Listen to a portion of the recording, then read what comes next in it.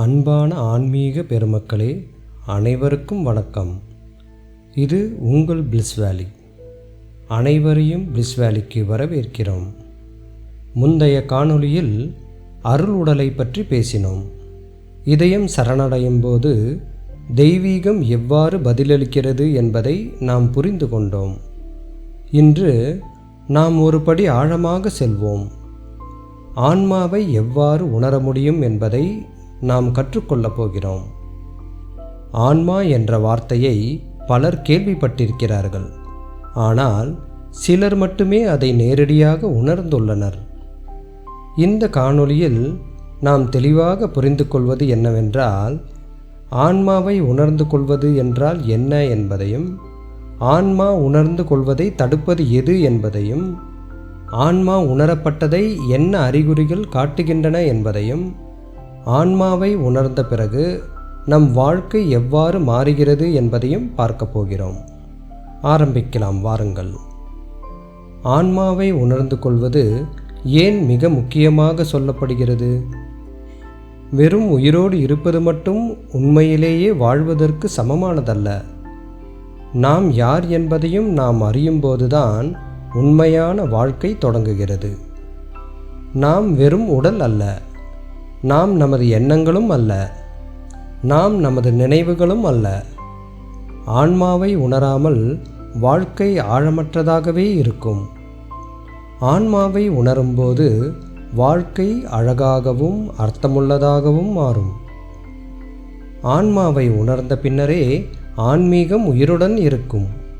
அதுவரை ஆன்மீகம் ஒரு நம்பிக்கையாகவோ அல்லது ஒரு கருத்தாகவோ மட்டுமே இருக்கும். அதனால்தான் ஆன்மாவை உணர்ந்து கொள்வது மிக முக்கியமாக சொல்லப்படுகிறது. ஆன்மாவை உணர்தலை தடுப்பது எது? பலர் ஆன்மாவை உணர முயற்சி செய்கிறார்கள். ஆனால் அது கடினம் என்று அவர்கள் உணர்கிறார்கள். இந்த சிரமம் ஏன் ஏற்படுகிறது? முதல் காரணம் உடலுடன் அடையாளம் காண்பது. பெரும்பாலான மக்கள் நான் இந்த உடல் என்று நம்புகிறார்கள்.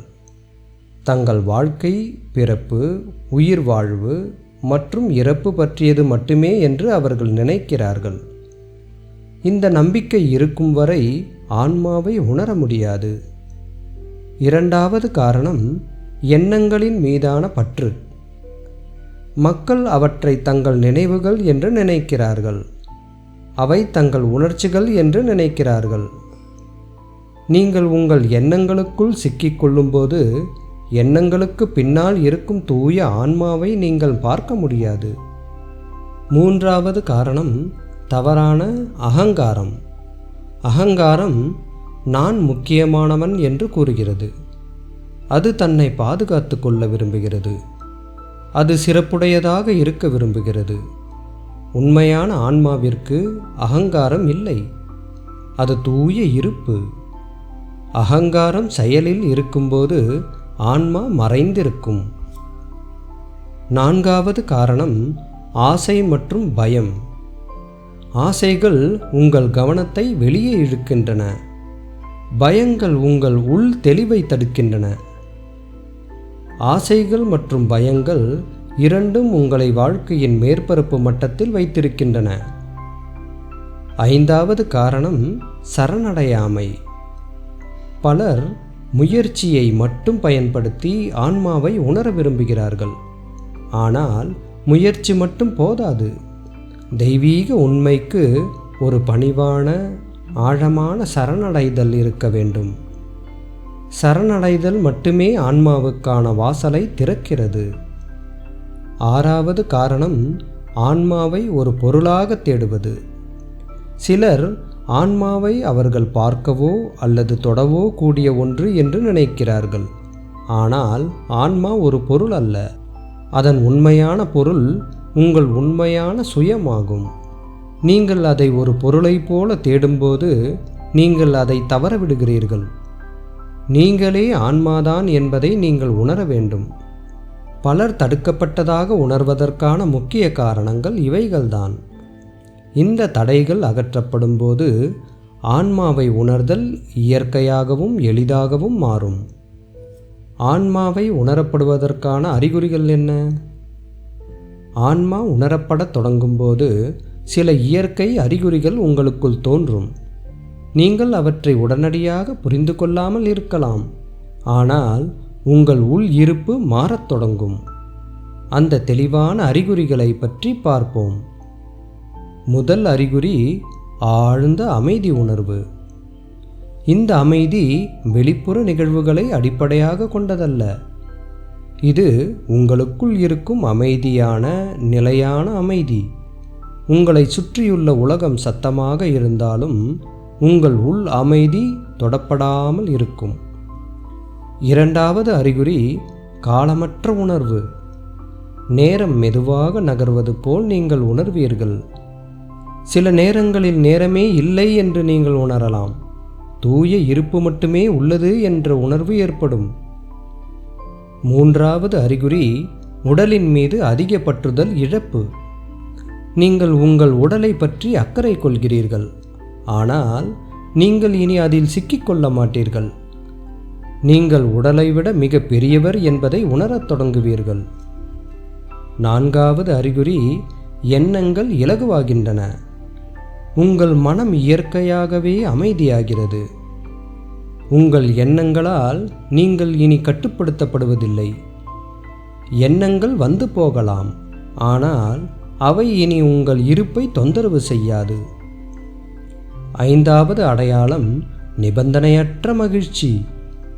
ஒரு மென்மையான மகிழ்ச்சி உங்களுக்குள் இருந்து எழுகிறது.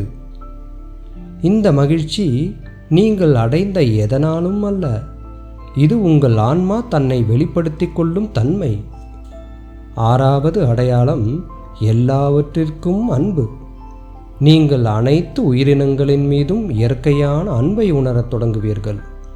அவை உங்களுக்கு நல்லது என்பதால் அல்ல, ஆனால் அனைத்தும் உங்களைப் போலவே அதே உண்மையால் ஆனது என்பதை நீங்கள் உணர்ந்ததால். ஏழாவது அடையாளம் ஒரு ஆழமான சுதந்திர உணர்வு. உங்களிடம் எந்த சிறப்பு சாதனைகளும் இல்லாவிட்டாலும் நீங்கள் சுதந்திரமாக உணர்வீர்கள். முக்கியமாக இந்த அறிகுறிகள் மெதுவாக வரக்கூடும். அவை சில நேரங்களில் வந்து மறைந்து போகலாம். அது இயல்பானது.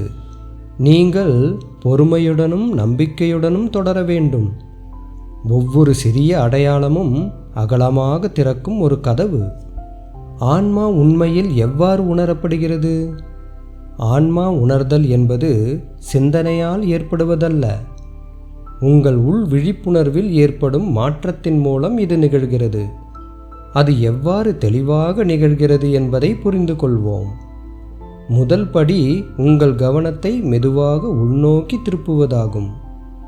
உங்களுக்குள் விழிப்புடன் இருப்பவரை கவனிக்கத் தொடங்குங்கள். எண்ணங்கள் அல்ல, உணர்வுகள் அல்ல, ஆனால் வெறுமனே விழிப்புடன் இருப்பவரை. இரண்டாவது படி தீர்ப்பு இல்லாமல் கவனித்தல். நீங்கள் உள்நோக்கி திரும்பும்போது பல எண்ணங்களும் உணர்ச்சிகளும் வரக்கூடும்.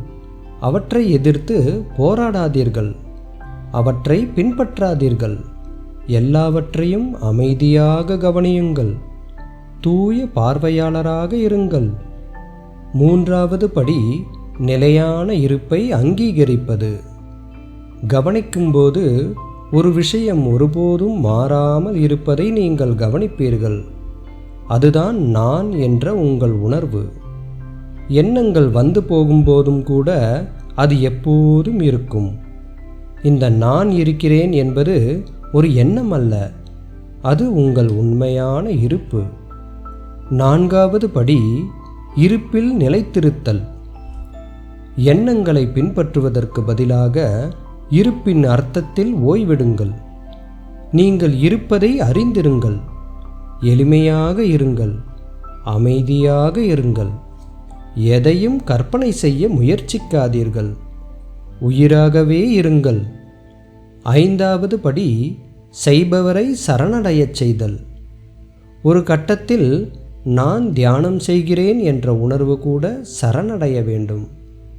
நீங்கள் எதையும் செய்கிறீர்கள் என்ற எண்ணத்தை கைவிடுங்கள். எல்லாம் இருப்பது போலவே இருக்கட்டும். இயற்கையின் இருப்பில் விழுங்கள். ஆறாவது படி உணர்தல் தானாகவே உதயமாகும். ஆனால் முயற்சி குறையும் போது. உள் விழிப்புணர்வு தூய்மையாகவும் எளிமையாகவும் மாறும்போது உணர்தல் தானாகவே நிகழ்கிறது. நீங்கள் திடீரென்று அடையாளம் காண்பீர்கள்.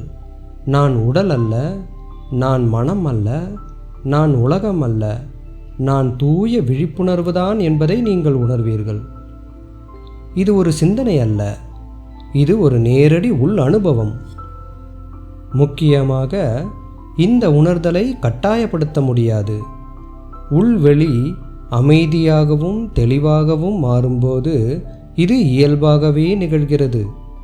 சரியான நிலையை உருவாக்குவது மட்டுமே உங்கள் பங்கு. உள்நோக்கி திரும்புங்கள், அமைதியாக கவனியுங்கள், இருத்தலில் ஓய்வெடுங்கள், முழுமையாக சரணடையுங்கள். பின்னர் உணர்தல் தானாகவே ஒரு பூவை போல மலரும். 4வது படியின் முடிவு ஆன்மாவை எவ்வாறு உணர்தல் என்பது.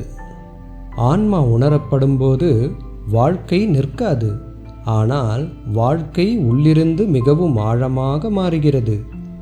எப்படி என்பதை நாம் புரிந்து கொள்வோம். முதல் மாற்றம், வாழ்க்கை எளிமையாகிறது.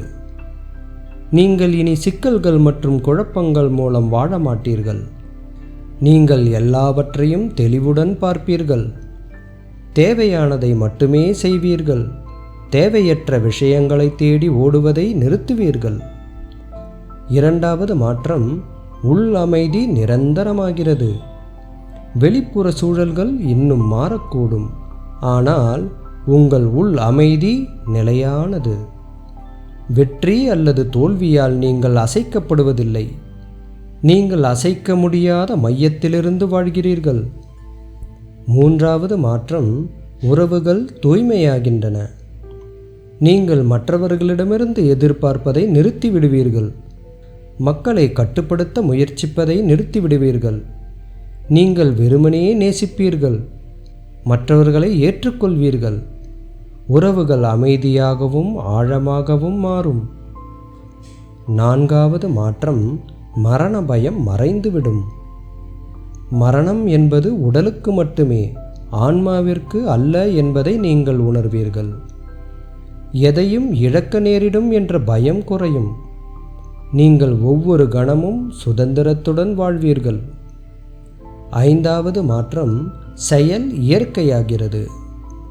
நீங்கள் இனி பயம், பேராசை அல்லது அமைதியின்மையால் செயல்பட மாட்டீர்கள். உங்கள் செயல்கள் தூய புத்திசாலித்தனம் மற்றும் இரக்கத்திலிருந்து வருகின்றன. உள் போராட்டம் இல்லாமல் நீங்கள் சரியானதை மட்டுமே செய்வீர்கள். 6வது மாற்றம், உலக இலக்குகள் அவற்றின் சக்தியை இழக்கின்றன.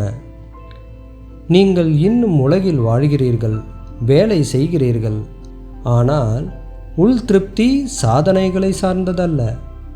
வெளிப்புற வெற்றி இல்லாவிட்டாலும் நீங்கள் மகிழ்ச்சியுடன் வாழ்வீர்கள். 7வது மாற்றம், தெய்வீகத்துடனான ஆழமான தொடர்பு. உச்ச உணர்வோடு நீங்கள் ஒரு உயிருள்ள உறவை உணர்கிறீர்கள். கற்பனை மூலமல்ல, ஆனால் உள் இருப்பு மூலம். நீங்கள் உள்ளிருந்து வழிநடத்தப்படுகிறீர்கள், பாதுகாக்கப்படுகிறீர்கள், நேசிக்கப்படுகிறீர்கள். முக்கியமாக ஆன்ம உணர்தலுக்கு பிறகு வாழ்க்கை உள் வெளிப்பாட்டின் ஒரு பயணமாகிறது. நீங்கள் செயலற்றவராக மாறவில்லை.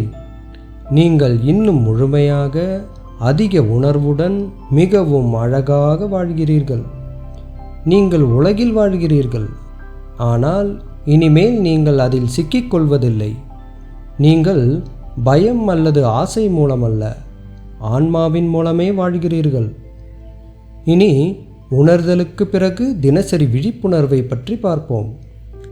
ஆன்மாவை உணர்ந்த பிறகு வாழ்க்கை எளிமையாகிறது, ஆனால் அது மிகவும் புனிதமானது. அன்றாட வாழ்க்கை இனி இயந்திரமானது அல்ல.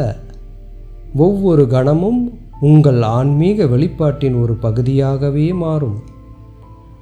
ஆன்மாவை உணர்ந்த பிறகு தினமும் எப்படி வாழ்வது என்று பார்ப்போம். முதல் பயிற்சி, இருத்தலில் இருங்கள். வேலை செய்யும் போதும், பேசும்போதும், நடக்கும்போதும் கூட உங்கள் கவனத்தின் ஒரு பகுதியை உள்ளே வைத்திருங்கள்.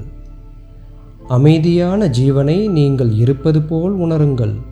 இந்த அமைதியான தளத்திலிருந்து செயல்கள் நடக்கட்டும். இரண்டாவது பயிற்சி, உணர்ச்சிகளில் உங்களை இழக்காதீர்கள். உணர்ச்சிகள் உயர்ந்து விடக்கூடும். ஆனால் இப்போது நீங்கள் உணர்ச்சிகள் அல்ல என்பதை நீங்கள் அறிவீர்கள். மேற்பரப்பில் அலைகள் போல அவற்றை பாருங்கள். அடியில் கடலாக இருங்கள். மூன்றாவது பயிற்சி, இயற்கையுடன் செயல்படுங்கள். நீங்கள் ஆன்மீகவாதியாக நடிக்க வேண்டியதில்லை.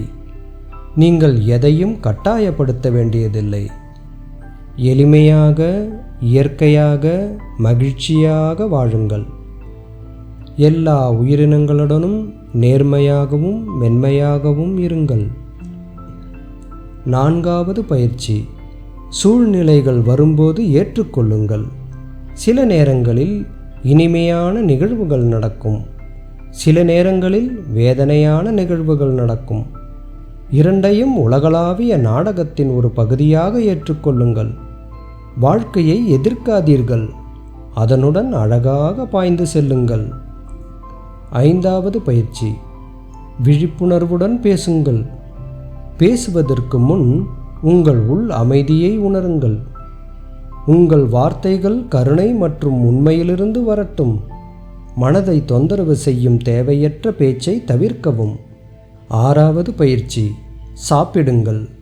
நடக்கவும் மனப்பூர்வமாக வேலை செய்யவும். சாப்பிடுவது அல்லது நடப்பது போன்ற சிறிய செயல்கள் கூட தியானமாக இருக்கலாம். நீங்கள் என்ன செய்தாலும் அதில் முழுமையாக இருங்கள். உங்கள் உடல், மனம் மற்றும் ஆன்மா இணக்கமாக செயல்படட்டும். ஏழாவது பயிற்சி, ஒவ்வொரு நாளும் உள்நோக்கி இணையுங்கள். ஒவ்வொரு காலையிலும் இரவிலும் சில நிமிடங்கள் மௌனத்தில் செலவிடுங்கள். அமைதியாக உட்காருங்கள். உங்கள் உண்மையான இயல்பை நினைவில் கொள்ளுங்கள். தெய்வீகத்திற்கு நன்றி செலுத்துங்கள். முக்கியமாக ஆன்மாவை உணர்தல் என்பது ஒரு தனி செயல் அல்ல. இது அன்றாட வாழ்க்கையின் அடித்தளமாகிறது. நீங்கள் இனி ஞானத்தை தேடி ஓடவில்லை. நீங்கள் அதிலிருந்து இயல்பாகவும் அமைதியாகவும் வாழ்கிறீர்கள். இன்று ஆன்மாவை பற்றிய தெளிவான புரிதலை பெற்றுள்ளீர்கள். நீங்கள் கற்றுக்கொண்டது ஆன்மாவை உணர்தலை தடுப்பது எது, ஆன்ம உணர்தல் உண்மையில் எவ்வாறு நிகழ்கிறது, ஆத்ம உணர்வை உணரப்படும் போது தோன்றும் இயற்கையான அறிகுறிகள், ஆன்ம உணர்தலுக்கு பிறகு வாழ்க்கை எவ்வாறு மாறுகிறது, ஆன்மாவின் விழிப்புணர்விலிருந்து அன்றாட வாழ்க்கையை எவ்வாறு வாழ்வது என்பதை புரிந்து கொண்டுள்ளீர்கள். இவை வெறும் கோட்பாடுகள் அல்ல, இவை நாம் வாழக்கூடிய உண்மைகள். இந்த வழிமுறைகளை நீங்கள் பொறுமையாக பின்பற்றினால் உங்கள் சொந்த ஆன்மா இயற்கையாகவே பிரகாசிக்கும். நீங்கள் எதையும் கட்டாயப்படுத்த வேண்டியதில்லை.